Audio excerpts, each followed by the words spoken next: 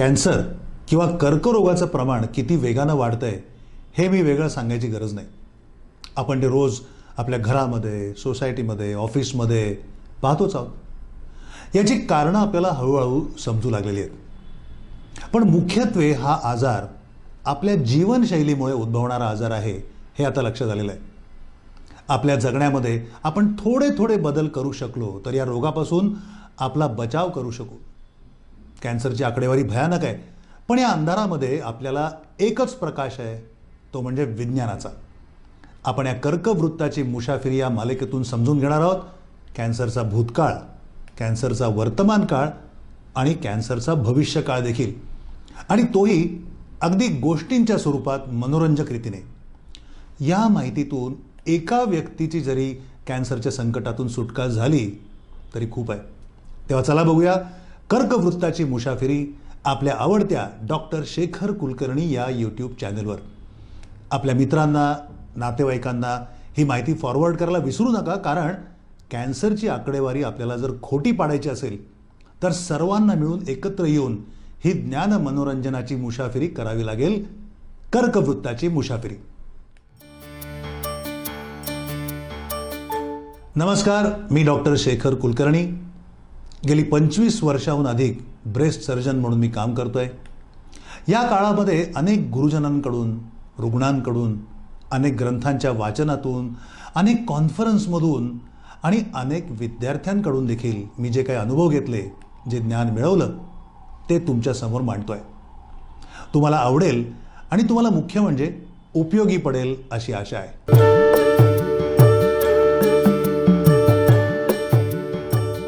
Surgery या विषयाचं शिक्षण घेताना MS होण्यासाठी तुम्हाला 3 वर्ष हॉस्पिटलमध्ये राहावं लागतं. याला रेसिडेन्सी असं म्हणतात. हॉस्पिटल हेच सर्जरी विद्यार्थ्याचं रेसिडन्स असतं. 7-8 विद्यार्थ्यांना मिळून एखादी खोली कशीबशी राहायला मिळते. झोपण्यापुरतं तिथं जायचं, तेही वॉर्डाच्या कामातून फुरसत मिळाली तर. नाहीतर पेशंट ठेवतात त्या वॉर्डामधली साईड रूम हेच रेसिडेंटचं राहण्याचं ठिकाण. इतर दिवशी कामं संपून थोडी झोप मिळू शकते, पण इमर्जन्सीच्या दिवशी झोप हा विषयच नसतो. कधीकधी तर सलग 36 तास न झोपता काम करावं लागतं. विद्यार्थी तरुण असतात, शारीरिक श्रम हवे तेवढे सोसू शकतात, पण झोप न झाल्यामुळे होणारे परिणाम त्यांना चुकत नाहीत. एक रात्र जरी नीट झोप झाली नाही तरी दुसरा दिवस कसा जातो याचा अनुभव सर्वांनीच कधी ना कधीतरी घेतला असेल. सलग 2 रात्री झोप झाली नाही तर अवस्था काय होते याचा विचारच केलेला बरा. मेंदू चालत नाही, विचार सुचत नाहीत, हात डोळे यांचा ताळमेळ जातो. अशा अवस्थेत पेशंट काय बघणार, औषधोपचार काय करणार आणि मुख्य म्हणजे सर्जरी काय करणार. पण सर्जरीचं ट्रेनिंग हे असंच असतं आणि ते असंच असावं अशी त्या क्षेत्रातल्या थोरा मोठ्यांची धारणा आहे. अशा प्रकारे कठोर ट्रेनिंग झालं नाही तर चांगले सर्जन तयार होणार नाहीत असं खूप लोकांना वाटतं. आणि या वाटण्यास कारणीभूत आहे 19व्या शतकातील एक फार मोठा सर्जन विल्यम हाल्स्टेड. मी ज्या विषयामध्ये काम करतो म्हणजे ब्रेस्ट सर्जरी या क्षेत्रातला तर हाल्स्टेड हा पितामह मानला जातो. इतकं की ब्रेस्ट कॅन्सरची जी आजवर चालत आलेली सर्वात महत्त्वाची सर्जरी रॅडिकल मॅस्टेक्टॉमी ही या हाल्स्टेडच्याच नावाने ओळखली जाते. अमेरिकेतल्या मेरीलँड या राज्यातल्या बॉल्टिमोर या शहरात जॉन्स हॉपकिन्स नावाचं एक हॉस्पिटल आहे. इथे हा हाल्स्टेड सर्जन म्हणून काम करत होता. असं म्हणतात की तो कधी थकतच नसे. दिवस रात्र सर्जरी केली तरी आपला पुढच्या सर्जरीसाठी तो तयार असे. त्याचा स्टॅमिना अफाट होता. त्याचा अमेरिकेच्या सबंध सर्जरी क्षेत्रावर दबदबा होता. त्यानं तिथल्या विद्यार्थ्यांसाठी हा रेसिडेन्सी कार्यक्रम तयार केला होता. त्यात 24 नव्हे तर 48 तास न झोपता काम करता आलं पाहिजे अशी अपेक्षा होती. तरच देशाला आवश्यक असे कणखर सर्जन तयार होतील असं त्याचं म्हणणं होतं आणि हे साऱ्यांनी मान्य केलं होतं. बरं, तो नुसता बोलत नसे तर हे सगळं करून दाखवत असे.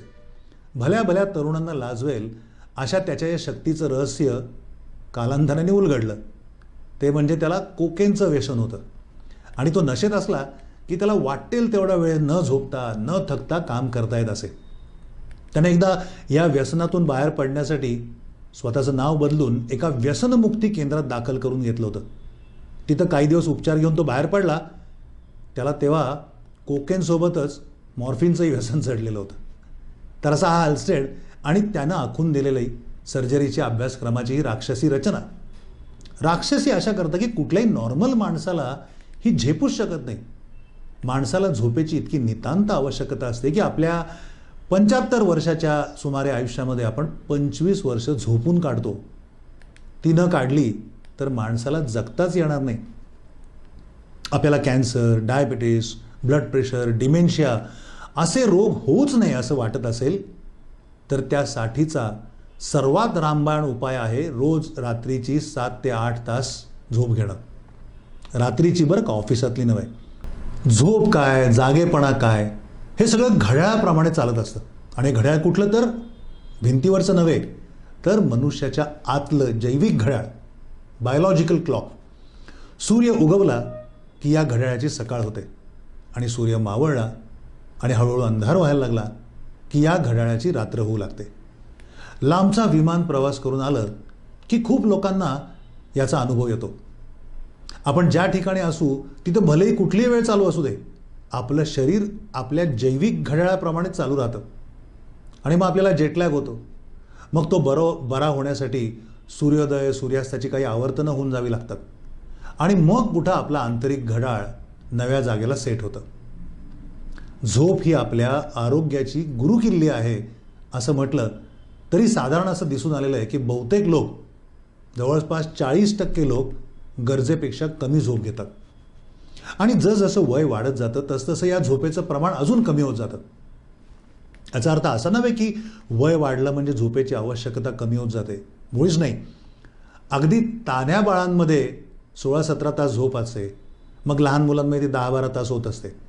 पुढे तरुणांमध्ये, प्रौढ लोकांमध्ये, तसंच उतार वयात देखील माणसाला तेवढीच झोप आवश्यक असते. पण हल्ली एकंदरीत रात्रीचा कृत्रिम प्रकाश, TV, इंटरनेट, मोबाईल याच्यामुळे झोप न लागण्याचं प्रमाण वाढत चाललेलं आहे आणि त्यामुळे आरोग्याच्या समस्या वाढत चाललेल्या आहेत. झोपेच्या प्रदीर्घ कमतरतेमुळे मृत्यूचं देखील प्रमाण वाढत आहे. जीवनासाठी सूर्याचा प्रकाश जेवढा आवश्यक आहे तेवढाच अंधार देखील आवश्यक आहे. संगीतामध्ये सूर जितके महत्त्वाचे असतात तितकंच मधले शांततेचे पॉज देखील महत्त्वाचे असतात, तरच संगीत सुरेल होतं. झोपेच्या कालावधी इतकीच झोपेची क्वालिटी देखील महत्त्वाची असते. मनुष्याला रोज 2 प्रकारची झोप येत असते बरं का. एक गाढ निद्रा, डीप स्लीप, आणि दुसरी स्वप्न निद्रा. झोपेला सुरुवात झाली की पहिली अवस्था ही गाढ झोपेची असते. मग अधूनमधून स्वप्न निद्रा येऊ लागते. पहाटेकडे स्वप्न निद्रेची आवर्तनं वाढू लागतात. या दोन्ही प्रकारच्या निद्रा आपल्या निरामय आरोग्याकरता अत्यावश्यक असतात. मानवाची झोपण्याची नैसर्गिक वेळ रात्री 9च्या सुमारास आहे. साधारणपणे सकाळचे 5-5:30 वाजेपर्यंत झोप घेणं हे नैसर्गिक आहे. काही लोकांमध्ये उशिरा झोपून उशिरा उठण्याची प्रवृत्ती दिसते, ती देखील नैसर्गिकच आहे, पण ती ज्याची त्यांनी ओळखायला हवी. सध्या झोप सुरू होण्याची वेळ लांबत लांबत जाऊन 11:30-12 अशी झालेली आहे. त्यातही सुरुवातीचा काही वेळ मोबाईल बघणे, मेल चेक करणे यामध्ये जातो. प्रत्यक्ष झोपेला सुरुवात उशिराच होते. त्यातून आजूबाजूला जेवढा कृत्रिम प्रकाश तेवढी झोप सुरू होणं अवघड होतं. कारण नैसर्गिक अंधार झाला की मेंदूमध्ये मेलॅटोनिन नावाचं एक रसायन स्रवू लागतं. एखाद्या शर्यतीमध्ये सुरुवातीच्या शिट्टीचं जे काम असतं ते या रसायनाचं असतं. शिट्टीच वाजली नाही तर शर्यत सुरूच होत नाही. बाहेर जेवढा प्रकाश जास्त तेवढे हे मेलेटोनिन श्रवण्यास उशीर, आणि उशिरा झोप सुरू झाली तरी सकाळची कामं असतातच. शाळा असतात, ऑफिस असतं, त्यामुळे अर्धवट झोप होते. मग कॉफी ढोसून स्वतःला उत्तेजित केलं जातं. दिवसभर मग अधूनमधून कॉफी, सिगरेट याचा मारा करून स्वतःला जागं ठेवलं जातं. या कॉफीचा परिणाम म्हणून परत त्या रात्री नीट झोप लागत नाही आणि मग हेच चक्र सुरू. कमी झोप, मग कॉफी, मग त्यामुळे परत कमी झोप, मग परत कॉफी. या सततच्या कमी झोपेमुळे आपली प्रतिकारशक्ती कमी होते, इन्फेक्शन्स होतात. संबंध शरीरभर एक प्रकारचा दाह किंवा इन्फ्लॅमेशन हे चालू राहतं आणि हा दीर्घ मुदतीचा हलका दाह म्हणजे क्रॉनिक इन्फ्लॅमेशन हे शरीरामध्ये कॅन्सर उद्भवण्याचं एक महत्त्वाचं कारण आहे असं मानलं जातं. कमी झोप झालेला माणूस चिडचिडा होतो, वैतागलेला असतो. त्यामुळे बरं वाटावं म्हणून कम्फर्ट फूडच्या नावाखाली नको नको ते कुपथ्य केलं जातं. मग अजूनच आरोग्य बोंबलतं. स्थूलपणा, मधुमेह हे तर दबा धरून बसलेलेच असतात. एकदा त्यांनी गाठलं की मग तब्येत उतरणीला लागते. दारू पिऊन गाडी चालवणं हा गुन्हा आहे, पण शास्त्रीयदृष्ट्या विचार केला तर कमी झोप झालेली असताना गाडी चालवणं जास्त धोकादायक आहे. कार अपघातात मृत्यू ही आधुनिक युगामधली एक फार मोठी समस्या आहे. कित्येक शास्त्रीय अभ्यासातून आता असं निष्कर्ष निघालेले आहेत की सततच्या कमी निद्रेमुळे स्त्रियांमधलं ब्रेस्ट कॅन्सरचं प्रमाण देखील खूप वाढतं. आणि त्यातही तो कॅन्सर तीव्र प्रकारचा, जास्त चिडका आणि बरा होण्यास अवघड असा असतो. ज्यांना आधीच कॅन्सर झालेला आहे अशा स्त्रियांमध्ये कॅन्सर परत उलटण्याची शक्यता म्हणजे रिकरन्सची शक्यता कमी झोपेमुळे वाढते. आतड्याच्या कॅन्सरच्या बाबतीत देखील हे दिसून आलेलं आहे की 6 तासापेक्षा कमी झोप घेणाऱ्या व्यक्तींमध्ये प्री कॅन्सर या प्रकारच्या बदलांमध्ये सुमारे 50% वाढ होते. झोपेचं शास्त्र आता खूप प्रगत झालेलं आहे. मेंदूच्या अभ्यासातून खूप गोष्टी आता प्रकाशात आलेल्या आहेत. पुरेशी झोप घेणं हा खरं तर जीवन मरणाचा प्रश्न आहे, पण आपण तो दुर्लक्षित ठेवलेला आहे. रात्री जागणं हे नव्या युगाचं, आधुनिक जीवनशैलीचं जणू लक्षण बनलेलं आहे. याविषयी बोलण्यासारखं खूप आहे. आमच्या कार्यशाळेमध्ये याविषयी एक मोठा सेशन घेतला जातो. पुरेशी झोप आवश्यक आहे, पण त्यासाठी झोपेच्या गोळ्या घेणं हे मात्र सर्वस्वी चूक आहे. हे जरी पटलं तरी पुष्कळ लोकांना झोप येत नाही. बिछाण्यावर पडून बिचारे तळमळत असतात, झोपेची आराधना करत असतात. त्यांच्यासाठी आपण काही कानमंत्र बघूया. ज्यांना झोप येत नाही त्यांनी सर्वप्रथम आपल्या झोपण्याच्या आणि उठण्याच्या वेळा फिक्स कराव्यात. त्यात बदल होऊ देऊ नये. झोप येण्यासाठी व्यायामाचा खूप उपयोग होतो, पण अति व्यायाम हा मारक ठरू शकतो. शिवाय झोपेच्या ठरलेल्या वेळेच्या आधी किमान 3 तास व्यायाम संपलेला असला पाहिजे. दुपारी 3 वाजल्यानंतर कॉफी पिणं टाळावं. शरीरातून चहा, कॉफीचा शेवटचा अंश निघून जायला 8 तास लागतात. तोपर्यंत झोप सुरू होत नाही. झोपण्यापूर्वी मद्यपान टाळावं.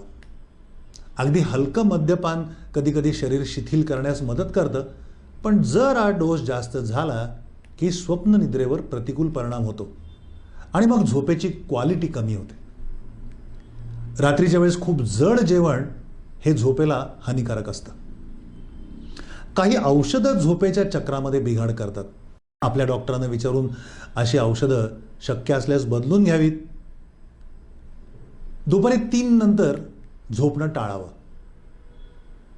3 पूर्वी किंवा त्या वेळापूर्वी घेतलेली हलकी झोप ही चांगली असते. माणसाची वास्तविक झोप, नैसर्गिक झोप ही 2 भागांमध्ये असते. आता असं कळून चुकलेलं आहे. एक रात्रीची मुख्य झोप आणि एक दुपारची हलकीशी झोप. झोपण्यापूर्वी वाचन, संगीत श्रवण अशी रिलॅक्स करणारी कृत्य उपयुक्त असतात. रात्री झोपण्यापूर्वी गरम पाण्याची अंघोळ ही देखील उपयुक्त ठरू शकते. बेडरूममध्ये सुंदर असा अंधार असणं अत्यावश्यक आहे. अंधार आणि शांतता. टीव्ही, प्रखर प्रकाश, मोबाईल हे झोपेचे शत्रू आहेत. दिवसभरात उन्हात जाणं खूप आवश्यक आहे. झोपेसाठी सूर्यप्रकाश आणि त्याचं मेंदूत नोंदलं जाणारं चक्र हे खूप आवश्यक असतं. त्यामुळे सूर्योदयाच्या वेळी सूर्यप्रकाशात न्हाणं ही रात्री चांगली झोप येण्यासाठीची एक चांगली युक्ती आहे. समजा झोप येतच नसेल तर बिछाण्यात तळमळत पडणं टाळावं.